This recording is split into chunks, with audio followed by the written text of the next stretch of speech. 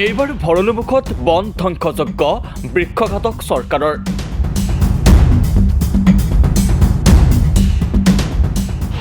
প্ৰতিবাদক বুঢ়া আঙুলি দেখুৱাই ভৰলুমুখত আৰম্ভ হ'ল গছ কটাৰ অভিযান।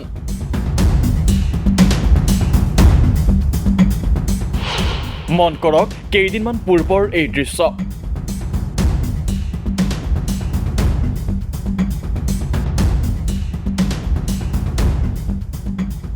আৰু এয়া আজিৰ দৃশ্য। বৃক্ষঘাতকৰ ৰূপ ধাৰণ কৰা চৰকাৰৰ হাতৰ পৰা ৰক্ষা নপৰিল ভৰলুমুখৰো প্ৰকৃতি। বৃহৎ বৃহৎ আকাৰৰ বৃক্ষৰে ভৰপূৰ ভৰলুমুখত এইবাৰ চৰকাৰে আৰম্ভ কৰিলে গছ কটাৰ অভিযান। নাগৰিকৰ তীব্ৰ প্ৰতিবাদক নেওচি নিশাৰ অন্ধকাৰত প্ৰশাসনে কাটি লৈ গ'ল 10 জোপাৰো অধিক ডাঙৰ ডাঙৰ গছ। এইজোপা গছ যোৱা নিশা প্ৰশাসনে আহি কাটি থৈ গৈছে। আমাক স্থানীয় ৰাইজে জনোৱাৰ মতে নিশা প্ৰায় 1:30-2 বজাত প্ৰশাসনৰ মানুহ আহি এইবোৰ গছ কাটি লৈ গৈছে। আৰু ফ্লাইঅভাৰ নিৰ্মাণৰ বাবে গুৱাহাটীৰ ইমূৰৰ পৰা সিমূৰলৈ গছ কাটিছে চৰকাৰে। ৰুক্মিণী গাঁৱত ফ্লাইঅভাৰ নিৰ্মাণৰ বাবে ইতিমধ্যে কাটি তহিলং কৰা হ'ল অৰ্ধশতাধিক গছ। দীঘলী পুখুৰীৰ পাৰতো প্ৰায় 25 জোপা গছ কটাৰ সিদ্ধান্ত গ্ৰহণ কৰিছিল চৰকাৰে। তাৰ মাজতে ফ্লাইঅভাৰ নিৰ্মাণৰ বাবে ভৰলুমুখতো 80 জোপাৰো অধিক গছ কটাৰ সিদ্ধান্ত লৈছিল বিভাগে। সেই অনুসৰি ভৰলুমুখৰ 80 জোপাকৈ গছ চিহ্নিত কৰি আহিছিল প্ৰশাসনে। স্থানৰ প্ৰায় 80 জোপাৰো অধিক গছ কেনেকৈ বিশাল বিশাল গছত নাম্বাৰিং কৰি যোৱা হৈছিল, 80 জোপাৰো অধিক গছ চিহ্নিত কৰি যোৱা হৈছিল আৰু সেইসমূহ কাটি পেলাবলৈ এনেধৰণে চিহ্নিত কৰা হৈছিল। আৰু তাৰ প্ৰায় এমাহৰ পিছত আজি আমি একে স্থানত উপস্থিত আছোঁ আৰু এই স্থানত আমি দেখুৱাম যে যিসমূহ গছ কাটি পেলাবলৈ চিহ্নিত কৰি যোৱা হৈছিল সেইসমূহ গছ এতিয়া কেনেকৈ কাটিবলৈ আৰম্ভ কৰা হৈছে।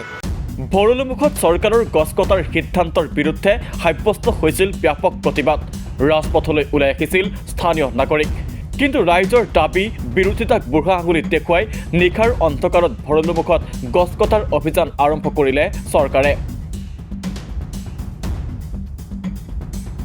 এই ছাইডৰ বিল্ডিঙৰ ল'ৰাই কৈছে 1-1:30 মানত তেনেকৈ গাড়ীৰ আৱাজ খিৰিকী চাইছোঁ, দিয়ে এনেকৈ দেখিলোঁ 3খনমান গাড়ী ডাঙৰ JCB আহিছে আৰু লগত ট্ৰাকো আহিছে। লগত তেনেকৈ একেলগে কাটিছে, কিছুমান লৈ গ'ল, কিছুমান থাকি গ'ল ডালিবিলাক। কিছুমান পেলাই থৈ গৈছে। যিসমূহ ঠাইত গছ কাটিছে মই দেখা পাইছোঁ যে গুৰিসমূহ নাই, তেওঁলোকে ঢাকি থৈ গৈছে। ঢাকি থৈছে পূৰা JCB দি উঘালিছে গুৰিটো, তেনেকৈ লগালগ তাৰপিছত ইটা শিল এইবিলাক দি ঢাকি দিছে, সেই দি ঢাকি দিছে। স্ক্ৰীণত 2 দৃশ্য। এফালে এদিন পূৰ্বৰ ভৰলুমুখৰ বিনন্দীয়া পৰিৱেশ, আনফালে একেখিনি ঠাইৰ আজিৰ দৃশ্য। শিল, ইটা আৰু মাটিৰে ইয়াৰ গুৰিসমূহ পুতি থৈ যোৱা হৈছে। আপোনালোকে এই দৃশ্যটো চালে দেখা পাব। আগলৈ আমি দেখুৱাম। এয়া আপোনালোকে দেখিছেই যে শিল, ইটা আৰু মাটিৰে এই গছসমূহৰ যিসমূহ গুৰি আছিল কাটি পেলোৱাৰ পিছত গুৰিসমূহ ওলাই থাকিবলৈ দিয়া নাই, মানুহৰ নজৰৰ পৰা আঁতৰাই ৰাখিবলৈ এই ধৰণে ঢাকি ৰখা হৈছে।